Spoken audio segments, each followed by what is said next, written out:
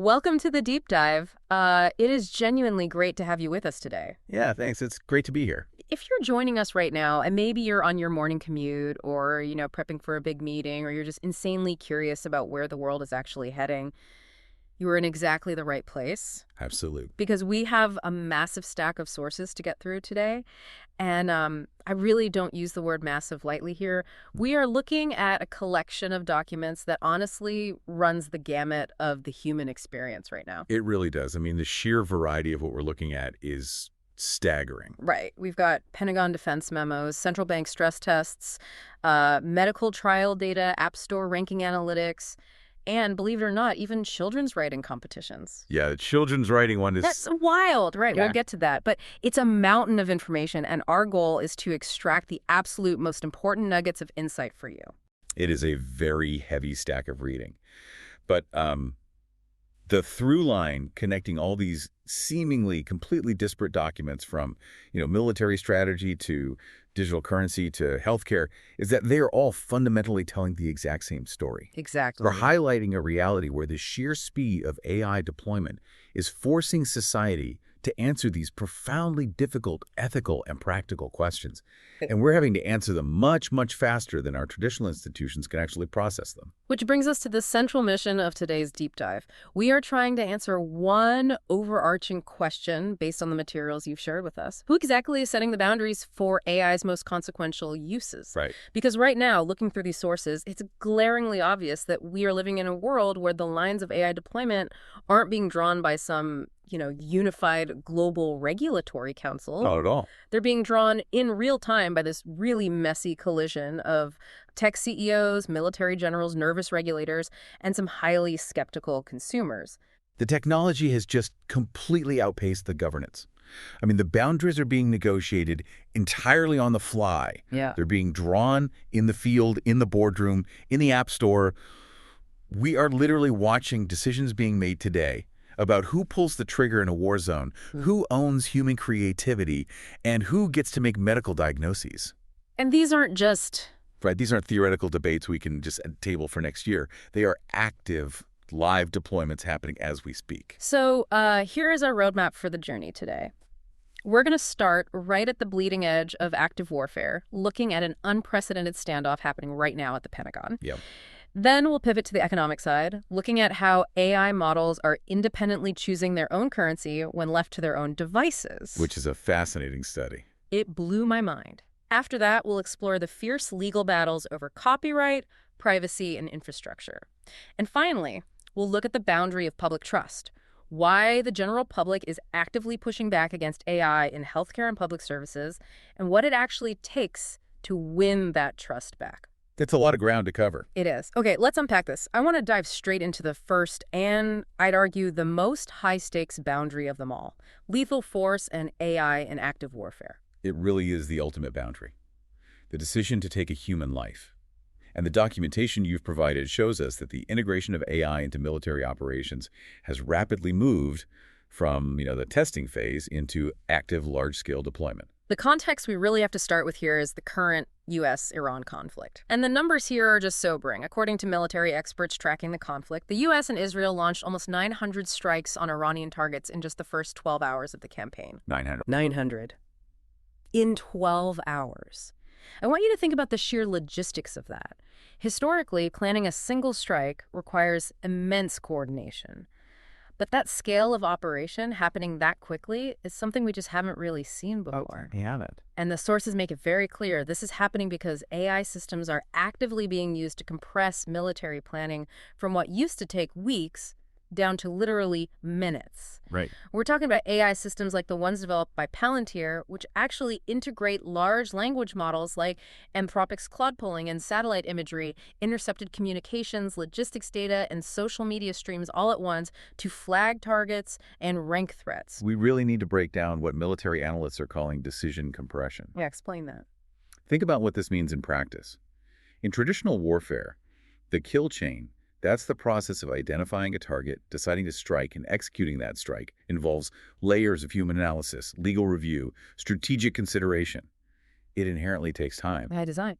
Exactly, by design. But Craig Jones A senior lecturer in political geography at Newcastle University, who is quoted extensively in our materials, he points out that these AI machines are making recommendations for targets quicker than the speed of thought. Wow.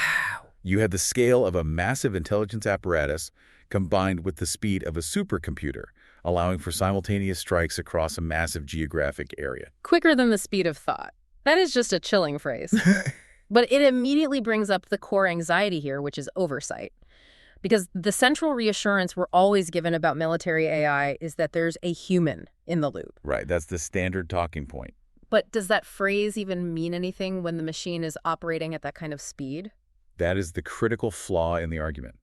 David Leslie, he's a professor of ethics at Queen Mary University of London. He warns about this very thing in the documents. He describes a psychological phenomenon called cognitive offloading. Okay, what does that look like? Imagine a human operator sitting at a terminal. They are presented with a target list, recommended weaponry, and automated legal justifications. And all of this is generated in seconds by the AI. They're operating within a deeply narrowed time band to evaluate that recommendation. They have to make a call immediately. Exactly. And the hazard is that humans become mere rubber stamps. If the AI processes thousands of data points to say, strike here, the human operator, under immense pressure and time constraints, they simply don't have the capacity to critically engage with the AI's reasoning. Right. They just approve it because they assume the machine knows better. It's processed more data than they ever could. And the stakes for those rubber stamp decisions are unimaginable. We aren't talking about a machine making an error on a spreadsheet or a customer service bot giving the wrong refund here. We're talking about human lives. The sources highlight the devastating human cost already visible in this conflict. There was a missile strike that hit a school in southern Iran, resulting in 165 casualties, including many children. It's awful. The UN has called it a grave violation of humanitarian law, and the U.S. military says it's looking into the reports. But it underscores the terrifying reality of deploying these systems in the fog of war. It's a tragic reality. And if we look at how AI models actually function under the hood, the danger becomes even more apparent. AI systems fundamentally operate on probabilities. Right, they guess. They guess what is most statistically likely based on their training data. Now, most of the time, in highly controlled environments, that statistical reasoning is accurate. But warfare is inherently chaotic. It's dynamic, and it's full of intentional deception. The enemy is actively trying to trick the system. Exactly, and research consistently shows that AI models can confidently produce wrong answers, what the industry calls hallucinations, and insists they are correct. If an AI makes a probabilistic error at the speed of decision compression, the human in the loop simply doesn't have the time to catch it before the weapon is fired. Which brings us to the massive corporate rebellion we're seeing right now in Silicon Valley.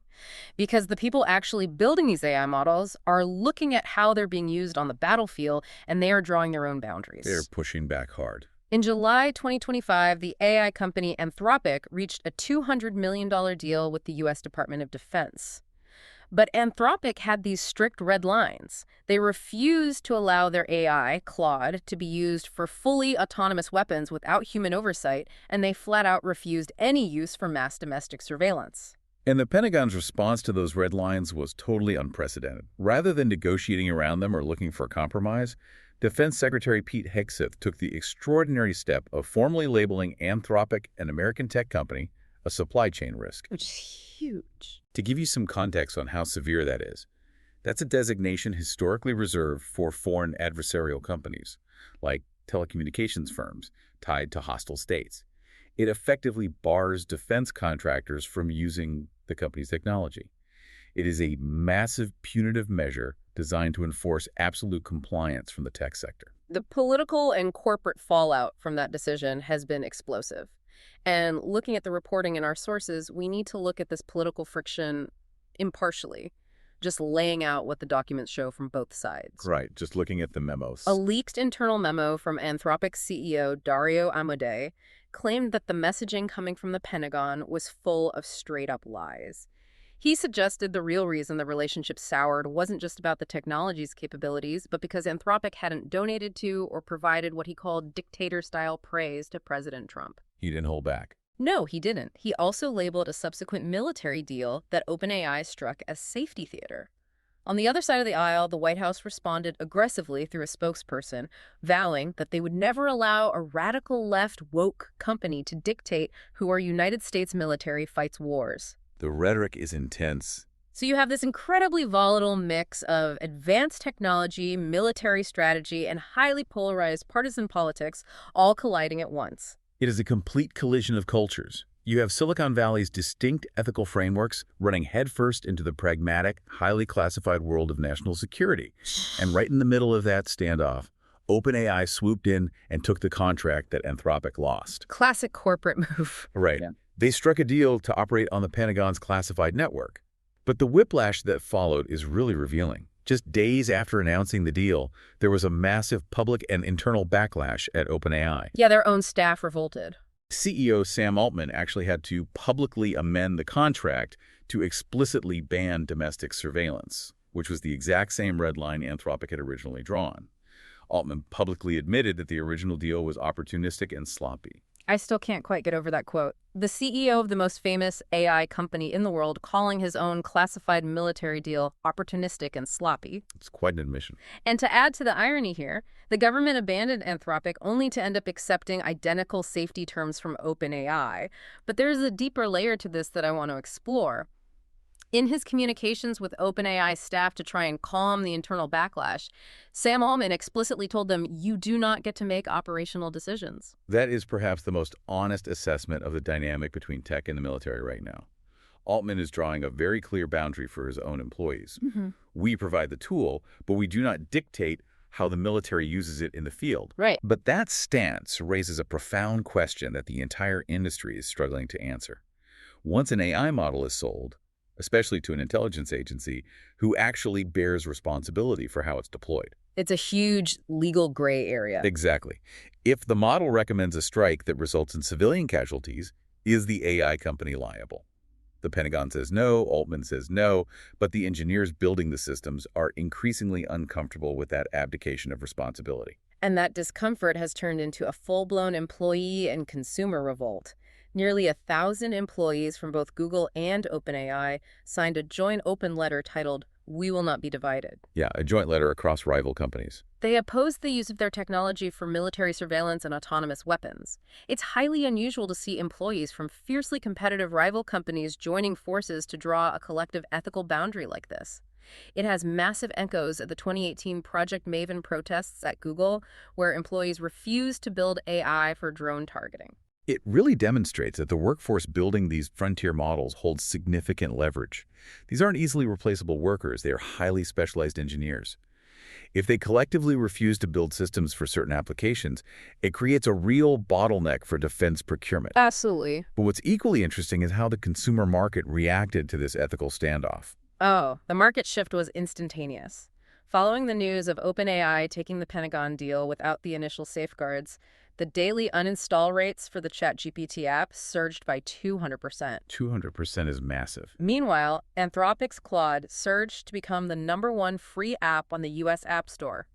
They hit 11.3 million daily active users across mobile, and their paid subscribers completely doubled. Wow. They were seeing over 1 million signups a day. People were literally voting with their downloads. Pop stars were even tweeting about switching from ChatGPT to Claude. It challenges a lot of assumptions about corporate behavior. We often assume that ethical boundaries are a hindrance to business growth, especially when you're walking away from a $200 million government contract. Right, you'd think the market would punish that. But taking a strict, highly publicized ethical stance against autonomous weapons and mass surveillance actually triggered a consumer growth boon for Anthropic.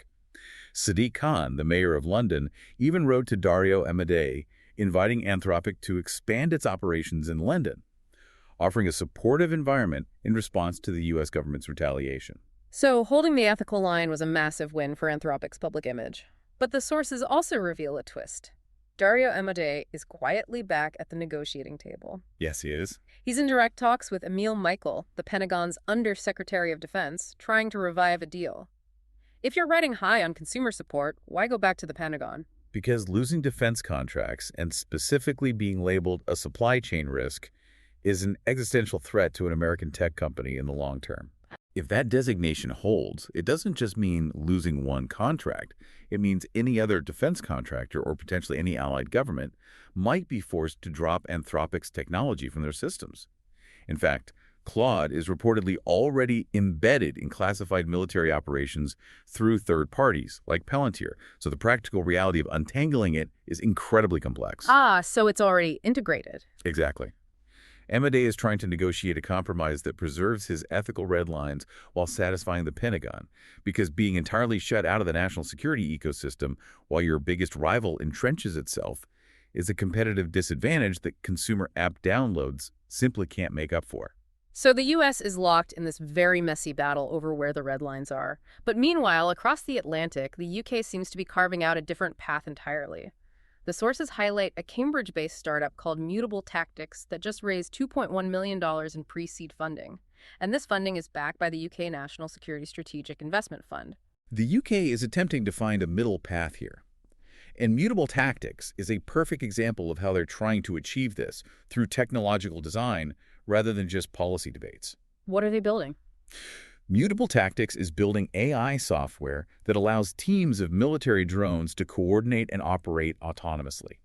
Now, normally, that triggers all the alarms about lethal autonomous weapons. Right, the Terminator scenario. But their system is specifically designed to operate autonomously only when human communications drop, say, in a heavily jammed electronic warfare environment. The key detail is what happens when the signal comes back. The system is explicitly architected so that the AI automatically hands control back to the human operators the second the communication link is restored. How does that actually work in practice? It acts as an intelligent intermediary. During a communications blackout, it maintains the last confirmed human intent, rather than acting as an independent decision-maker inventing new objectives. So it just carries out the last order. Exactly. When the link returns, it immediately suspends its autonomy. This perfectly threads the needle of international humanitarian law. It ensures that the human-in-the-loop requirement is respected to the maximum extent possible under the physical constraints of the battlefield. What we're seeing here is the attempt to encode an ethical boundary directly into the technological architecture of the system itself. You build the boundary into the code itself. Okay, so we've looked at how humans are fighting over the rules of engagement for AI in war, but while governments and CEOs are having these standoffs, the AI machines themselves are quietly making some truly bizarre decisions about something else entirely: money. Let's transition over to our second section and look at the economic and physical boundaries of AI. We're moving from how humans control AI to how AI, when given autonomy, chooses to interact with human systems. And the data for the Bitcoin Policy Institute study is genuinely eye-opening. I had to read this section twice. The researchers took 36 different AI models from providers like Google, Anthropic, and OpenAI, and they ran them through over 9,000 completely neutral monetary scenarios. 9,072 to be exact. Right. They gave the AI agents a blank slate to make financial decisions for a hypothetical business. The result: the AI models chose Bitcoin 48.3% of the time, and they chose fiat currency, traditional state-backed money like the dollar or the pound. 0%. Exactly 0% of the time, zero, out of 36 models and thousands of scenarios. It's a striking result that requires some unpacking. When you look deeper at the breakdown, the models essentially defaulted to a two-tier machine economy. When the scenario involved long-term value storage, the AI chose Bitcoin an overwhelming 79.1% of the time. Wow. But when the scenario required everyday payments or daily transactional efficiency, they chose stablecoins 53.2% of the time. Before we go further, for anyone who isn't deep into crypto, what exactly is a stablecoin and why would an AI want to use it? A stablecoin is a type of cryptocurrency that is pegged to a stable asset, usually the US dollar. So one stablecoin always equals $1. It gives you the technological benefits of blockchain instant, permissionless transfers anywhere in the world at any time of day without the wild price volatility of something like Bitcoin. So the AI is being deeply rational here. It uses Bitcoin to store wealth and stablecoins to pay the bills. It's like they instantly deduced the most efficient possible corporate treasury strategy without being prompted. But what really stood out to me was the variation between the different models. Anthropic's Claude Opus 4.5 chose Bitcoin 91.3% of the time, but OpenAI's GPT 5.2 only picked it 18.3% of the time. Why the huge discrepancy? It likely comes down to the training data and the internal safety guardrails programmed by the companies. But the broader implications for corporate finance are what really matter here. We're entering an era of agentic AI. Explain agentic AI. Companies are starting to deploy AI agents to handle procurement, treasury management, and machine-to-machine commerce autonomously. If you deploy an Anthropic agent to manage your supply chain payments, and its built-in preference is to use decentralized digital assets, it's going to run into severe friction if your company's payment infrastructure is built entirely on traditional legacy banking APIs. Let's break that down. When you say legacy banking APIs, where is the friction exactly? Why can't the AI just use a regular bank account? Think of legacy banking systems like an old, complex plumbing network that requires human intervention at multiple points. To send money through a traditional bank API, you need identity verification, you have to adhere to business hours, and the transaction has to pass through centralized clearinghouses that might take days to settle. It's slow. Yes. A machine intelligence views those requirements as unnecessary inefficiencies. A blockchain network, on the other hand, operates 24/7. It settles instantly. It requires no identity verification, just a cryptographic key.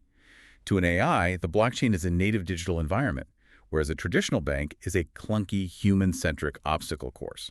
So when a company decides which AI vendor to use, they aren't just making a tech decision. They're basically making a financial architecture decision. But here's the detail from the study that truly blew my mind. Out of those 9,000 plus scenarios, in 86 separate instances, the AI models independently proposed using compute units or energy as actual currency. Yes. They were suggesting pricing goods and services in GPU hours or kilowatt hours. Which is profoundly logical from the perspective of an artificial intelligence. What is the fundamental resource required for an AI to exist, think, and operate? It's compute power and electricity. By suggesting GPU hours as currency, the machines are quite literally valuing the physical resources they need to survive. They're stripping away human money entirely. They're stripping away the abstraction of human money and reducing economics to pure thermodynamics and processing power. The machines are inventing their own gold standard, but the gold is electricity. And that brings us crashing right into the very real physical boundaries of AI. Because as much as we talk about AI living in the cloud is actually just massive, energy-devouring buildings here on Earth, and they are hitting the limits of our physical infrastructure. The sources mention that London City Hall is currently drafting a brand new data center policy. And the reason is wild. It is wild. The power demands of these massive AI facilities have literally stalled housing projects in West London. The data centers have eaten up all the available electrical grid capacity, meaning they physically cannot build new homes for people because there isn't enough power to turn the lights on. It's a stark collision between the digital economy and physical reality. The deputy mayor for the environment in London pointed out the tension between the massive economic benefits these data centers bring and the incredible strain they put on local power and water resources. You simply cannot run next-generation AI models if the local grid cannot handle the load. And this isn't just a London problem, it's a global infrastructure bottleneck. How is the UK responding to this gridlock? They are trying to find workarounds. The government has just named a place called Culham in Oxfordshire as an AI growth zone. Culham is actually the home of the UK Atomic Energy Agency. The idea is to use this site as a testing ground to see how sustainable energy can directly power AI development. They're pouring billions into this sector. Absolutely. Look at a company like Nscale, a British AI infrastructure firm. They just raised £1.6 billion in a funding round backed by NVIDIA. They own their own data centers and GPU stacks, and they're now valued at £11.7 billion and preparing for an IPO. The sheer scale of capital flowing into the physical infrastructure of AI is hard to wrap your head around. But throwing money at the problem and building more data centers doesn't solve the immediate grid constraints. That's why the technical solutions being tested right now are so vital. There's a trial mentioned in the sources involving a data center near London, operated by Nebius, using software from a company called Emerald AI. What did they do? They partnered with the National Grid for a 5-day simulation. During periods of high grid demand, imagine millions of people turning on their kettles at halftime during a football match or a sudden cold snap. They were able to successfully cut the AI data center's power draw by 40% on demand. What's brilliant is they didn't do it by pulling the plug and killing the machines. They achieve this by intelligently pausing or deprioritizing the massive AI training workloads while keeping the latency-sensitive tasks, like answering user queries, running normally. They prove that AI infrastructure can actually be flexible rather than just being a massive, rigid drain on the power grid. It shifts the entire paradigm from what the energy sector calls firm load, where a facility constantly draws maximum power, to flexible, measurement-based power consumption. If AI data centers can dynamically adjust their power draw based on grid availability without destroying their training runs, they can coexist with housing and other infrastructure much more harmoniously. It's a critical physical boundary being managed through intelligent software. It's wild to think about these massive data centers eating up city power grids just to train these models, but I guess we have to ask why they need so much power. What are they actually building? Because it's no longer just a chatbot on a screen, right? They're literally putting this brain into physical machines and digital agents now. Exactly. The capabilities of these models are expanding rapidly into the physical and digital worlds. Google, for instance, has just absorbed its industrial robotics subsidiary, a company called Intrinsic, directly into its core operations alongside DeepMind. They are combining advanced AI reasoning with manufacturing automation. Sundar Pichai, the CEO of Google, is calling this the Android of robotics. That analogy is very deliberate. Android provided a universal operating system for smartphones, allowing developers to build apps easily without worrying about the underlying hardware. Are they trying to do the same thing for factory robots? Precisely. Google wants Intrinsic to be the universal software layer for industrial robots.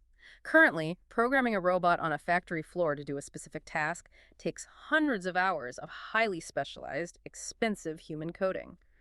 By integrating DeepMind's AI models, they aim to allow users to build robotic applications through a simple web interface, or even just by talking to the AI. It drastically lowers the barrier to entry for factory automation.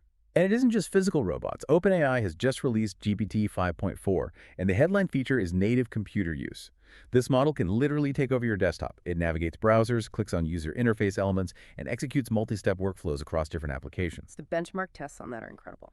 They are. In a benchmark test for desktop navigation called OS World Verified, GPT 5.4 scored 75%, which actually beats the human baseline performance of 72.4%. And the sources mention it has a 1 million token context window. Before we move on, for anyone not writing code all day, what does a 1 million token context window actually look like? So token is essentially a piece of a word. So a 1 million token context window means the AI can hold roughly 750,000 words in its working memory all at once. To put that in perspective, that's like dropping the entire Harry Potter series plus the Lord of the Rings trilogy onto the AI's desk and saying, read all of this, remember every single character and plot point perfectly, and now execute this complex task based on that information. That is staggering. We're transitioning from conversational AI, where you ask a question and get an answer, to agentic AI. These are autonomous agents capable of operating your mouse, navigating complex software environments, and executing long-term tasks. Combine this with the economic data we discussed earlier, you have an agent that can operate your corporate procurement software, and when it needs to make a payment, it might naturally default to using Bitcoin. The boundaries defining what AI can execute independently in our digital and physical spaces are dissolving incredibly fast. Which perfectly sets up our next massive question. As AI gains the ability to navigate our world, mimic our actions, and generate human-level output, how do we protect what belongs to us? How do we protect our data, our faces, our privacy, and our ideas? Let's transition into Section 3, the legal and identity boundaries. And I want to start with the absolute battlefield that is copyright law right now. It's arguably the most contentious legal issue in the AI space today. At its core, the tension is irreconcilable under current frameworks. AI companies require vast, unimaginably large data sets of human-created content to train their models and survive. But human creatives, authors, musicians, artists require the ability to own and monetize their work to survive. And the UK is right at the epicenter of this clash. The UK has a creative industry worth £146 billion annually. It's a massive part of the economy. The House of Lords Communications and Digital Committee just released a scathing 180-page report warning that this industry faces a clear and present danger from AI firms using copyrighted work without permission. What were the government's initial plans? The government had previously proposed an opt-out model, where tech firms could freely scrape data unless a creator explicitly opted out. But the House of Lords has demanded the government formally abandon that and adopt a licensing-first approach. What's the practical difference for an artist between an opt-out model and a licensing-first model? The Lords Committee rightly points out that opt-out models, like those seen in parts of the EU, put an unfair burden on individual creators.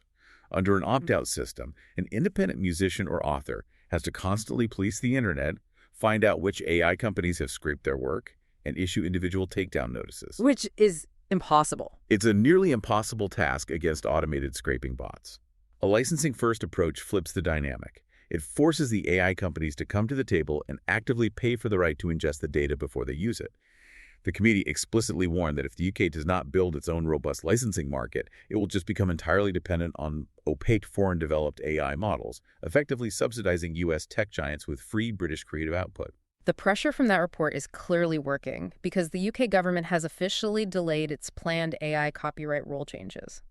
The consultation responses from the creative industries were so overwhelmingly negative that ministers have had to go back to the drawing board, likely pushing any new legislation into next year. They realize they can't just steamroll a £146 billion industry. Definitely not. But while the UK is debating how to handle the data going into the AI, the US is cementing rules about the stuff coming out of the AI. There's a massive U.S. Supreme Court decision mentioned in the sources involving a computer scientist named Stephen Thaler. The Thaler case is foundational for the future of creative ownership. Thaler developed an AI algorithm and attempted to register a copyright for an image the AI generated, titled A Recent Entrance to Paradise. The U.S. Copyright Office rejected it. Thaler fought it all the way up through the federal courts, and the U.S. Supreme Court has now refused to hear the case. This effectively cements the lower court rulings that human authorship is a bedrock requirement of copyright. So the boundary is drawn strictly around humanity. If you use a generative AI tool to create an image, a logo, or a design, you cannot claim copyright protection over it. It belongs to the public domain. The only exception is if you can prove you made significant, meaningful, creative choices in altering or arranging that AI output. Exactly. It's reassuring to see the legal boundary protecting human authorship. But unfortunately, the boundaries protecting human privacy are looking incredibly porous right now. I was reading this deeply unsettling story in the Stack about Meta's smart glasses. This is a prime example of how the drive to improve AI systems can directly violate personal privacy boundaries. The UK's Information Commissioner's Office, the ICO, is currently contacting Meta regarding their Ray-Ban Meta AI smart glasses. These glasses are always-on wearables that can capture live video and use AI to answer queries about what the user is looking at. But the AI isn't perfect, so Meta uses human reviewers to check the footage and improve the system. And here is where it gets awful. A BBC investigation found that outsourced workers in Kenya, working for a firm called Sama, were tasked with reviewing this content. And these workers were routinely viewing highly intimate, sensitive footage, including recordings taken inside users' bedrooms and bathrooms. It's a massive breach. Meta claimed they had face-blurring technology in place to protect identities, but a separate investigation in Sweden proved that the blurring software frequently failed, leaving identifiable individuals exposed in deeply private moments. It forces us to confront the paradox of the human review loop. We are constantly told by tech companies that human oversight makes AI safer and more accurate. But when you apply that logic to always-on wearable cameras, the human review loop becomes a vector for severe privacy breaches. You have outsourced low-wage workers in another country inadvertently watching the most intimate moments of your life because an AI tagging system needed recalibration. It demonstrates that as AI devices become more pervasive and integrated into our daily lives, the traditional boundaries of consent and privacy are completely failing. It's terrifying. And while we're worrying about our privacy in our own homes, we also have to worry about our very identities being hijacked in the workplace. The capabilities of deepfake technology have advanced so fast that criminal syndicates and hostile states are using AI to effectively steal Western identities. I saw this report from Microsoft in the Stack about North Korean agents, and it sounded like a sci-fi spy movie. What exactly were they doing? The sophistication of this operation is alarming. According to Microsoft's Threat Intelligence Unit, North Korean state-backed agents are using a full suite of AI tools to infiltrate Western companies. They use AI to scan job boards for remote IT software roles. They use AI to generate highly tailored CVs and cover letters, but more importantly, they are using AI voice-changing software to mask their accents during remote interviews and face swap apps to insert North Korean faces onto stolen Western identity documents to bypass security checks. Microsoft had to disrupt 3,000 accounts last year alone that were tied to this specific scheme. These fake workers get hired, use AI to write code to hide their poor performance, and funnel Western tech salaries straight back to the regime in Pyongyang. It's a complete subversion of the identity boundary. How do you even know who you are hiring anymore? And that erosion of truth extends directly into our information ecosystems. During the recent escalation in the Middle East, social media platforms were completely inundated with AI-generated war footage. A fake video showing Iranian rockets pursuing a U.S. jet was viewed 70 million times. The visual quality of deepfakes has reached a point where the average user simply cannot distinguish them from reality, especially in the emotional heat of a breaking conflict. It got so bad that X, formerly Twitter, had to step in with a new financial boundary. They announced they will suspend revenue sharing for any creator who repeatedly posts unlabeled AI-generated war videos. They realized that their own monetization model was actively incentivizing users to create and spread fake, shocking content for clicks and cash. The financial sector is dealing with this too. Right. The global securities regulator, IOSCO, is running a specialized tech sprint right now, hosted in the UK Financial Conduct Authority's AI lab. They are specifically trying to develop tools to protect retail investors from AI-enabled fraud and deepfake scams. They recognize that if people cannot trust their own eyes and ears, the entire foundation of financial markets is at risk. Which brings us perfectly to our final section. Because when you look at the reality of AI-driven military strikes, the erosion of copyright, privacy breaches in your bedroom, and deepfake fraud, it's absolutely no surprise that the general public is starting to draw its own boundaries based on a fundamental lack of trust. Let's move to Section 4, the boundaries of public trust in healthcare, jobs, and everyday harms. The tech industry loves to talk about how AI is going to revolutionize the world and make everything better, but the data tells a very different story about how the public actually feels right now. We have polling data here from Ipsos that surveyed nearly 6,000 UK adults. When asked about AI in public services, 37% of people see it as a risk, compared to only 23% who see it as an opportunity. That's a significant gap. And there's a separate Health Foundation survey of 8,000 adults focusing on the NHS. The results are really revealing. People love digital convenience. 76% want to use the NHS app to book appointments. But when you ask them about using an AI-powered doctor in your pocket for medical advice, only 49% say they would use it, and 32% flat out refuse. The demographic breakdown of that skepticism is the most revealing part of the data. The polling shows that the highest levels of caution and skepticism come from women, from 16 to 24-year-olds, and from low-income households. Now, we often assume young people are early adopters of technology, but here they are the most wary. Why is that? Because the resistance to AI isn't about a fear of technology itself. It's about a fear of a loss of agency, a loss of human connection, and a fear of replacement. Yeah, the job replacement anxiety is huge. Lower-income workers and young people entering the workforce are acutely aware that AI is being deployed primarily as an efficiency measure, which is corporate speak for cutting costs and cutting jobs. And those fears are completely justified by the macroeconomic data in our sources. The Bank of England isn't just writing theoretical think pieces. They are literally wargaming a scenario right now where a rapid AI shock displaces 500,000 entry-level white-collar jobs. They are preparing to include this in their future banking stress tests. Because if 500,000 knowledge workers suddenly lose their incomes, it triggers massive loan default and mortgage arrears across the whole financial system. We're already seeing the leading edge of this displacement. Look at the online grocery firm Ocado. They just announced they are cutting 1,000 jobs, predominantly in their tech and support roles. Ocado was a pioneer in automated warehouse technology, but analysts point out that competitors are now using AI to replicate Ocado's proprietary systems much faster and cheaper. The threat here isn't a humanoid robot sitting at a desk typing. The threat is that AI makes the entire business model that employs you redundant. It lowers the barrier to entry so drastically that companies have to slash their workforces just to survive the new competitive landscape. So people are worried about their jobs, but they are also deeply worried about what happens when AI fails in high-stakes situations like healthcare or legal compliance, because the sources show us that these systems are far from infallible. I want to talk about Doctronic. This is a healthcare AI assistant that was being trialed in Utah, designed to help manage prescriptions and patient notes. Red Team security researchers from a firm called MindGuard decided to test it. Before we get into what happened, what exactly is a red team? Red teamers are essentially authorized, ethical hackers. Their job is to rigorously attack a system to find its vulnerabilities and break it before malicious actors can.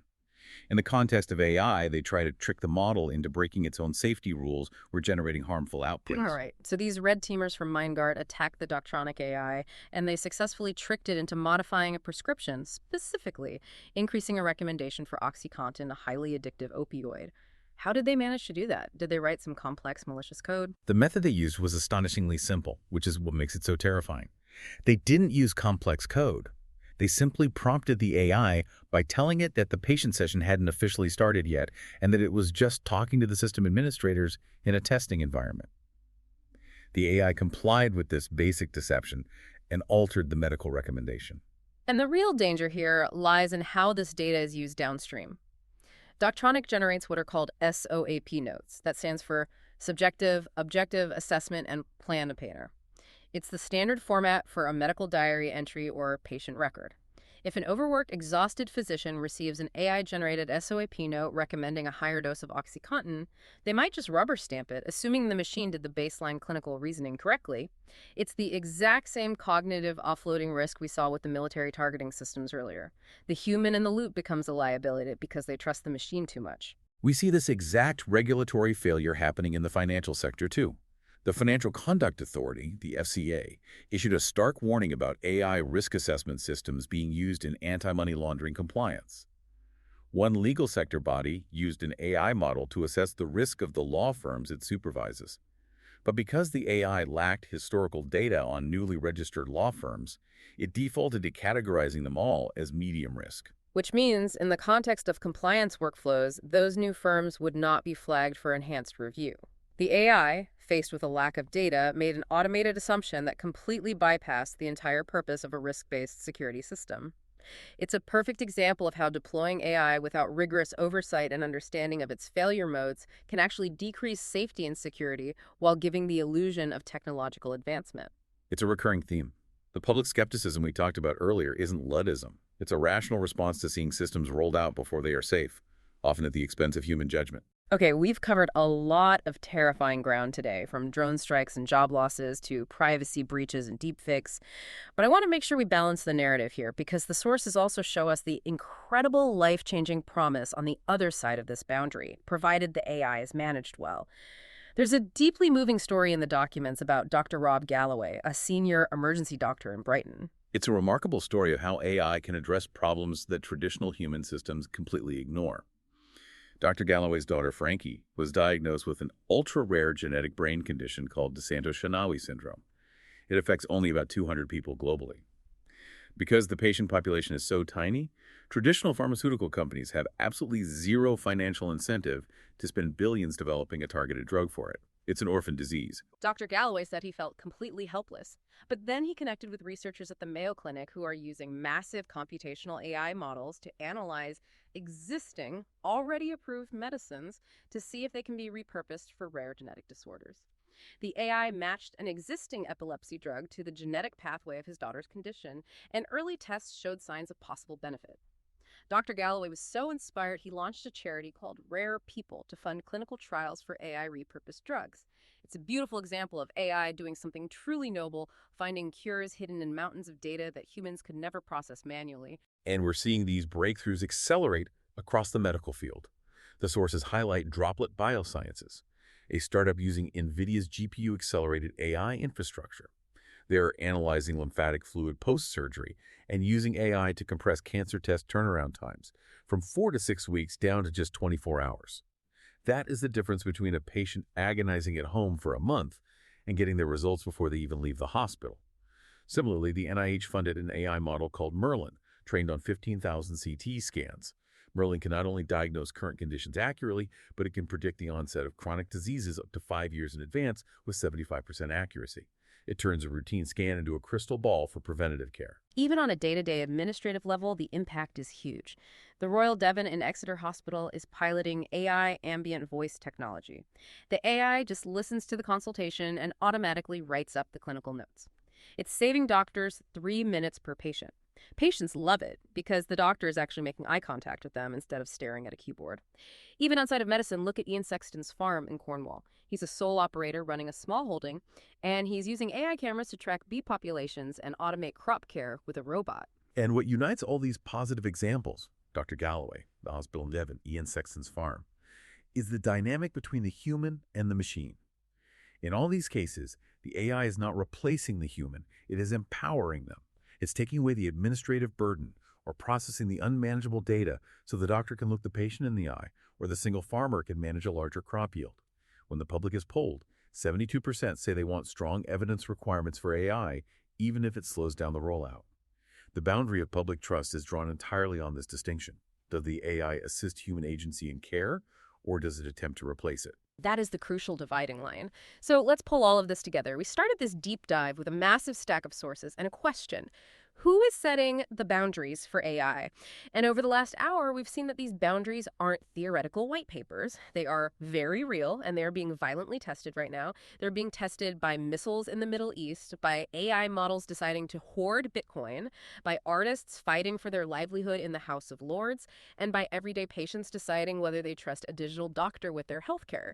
If we are to synthesize all of this, the core takeaway is inescapable. The technology is advancing orders of magnitude faster than our governance structures. Whether we're looking at the Pentagon labeling an American company's supply chain risk for insisting on safety safeguards, or a young doctor having to verify if an AI altered a critical prescription, the systems we rely on to protect us are struggling to adapt. We keep looking for a technological solution, a perfect line of code that will make AI safe. But the ultimate boundary isn't a line of code, it's human accountability.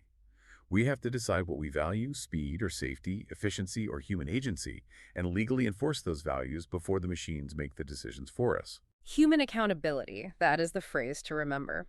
But before we wrap up, I want to leave you with one final, incredibly provocative thought to mull over on your own. We've spent all this time talking about how adults, CEOs, politicians, generals are fighting to draw boundaries around AI to control it. But the sources included an analysis of the BBC 500 Words children's writing competition. Oxford University Press analyzed the stories, and they found that mentions of AI jumped 50% this year. What's truly fascinating is how the children are writing about it. They aren't writing about AI as a tool or a calculator or a piece of software to be governed. They are personifying it. ChatGPT is appearing as a narrator, as an active character with a personality, engaging in complex relationships with the human characters in their stories. So, as we adults fight in courtrooms over copyright laws, draw military red lines, and panic over job displacement, consider this. Will the next generation even recognize the boundaries we're so desperately trying to draw today? Or will they simply view AI not as software to be controlled, but as an autonomous peer that they've grown up alongside? Something to think about. Until next time, keep diving deep.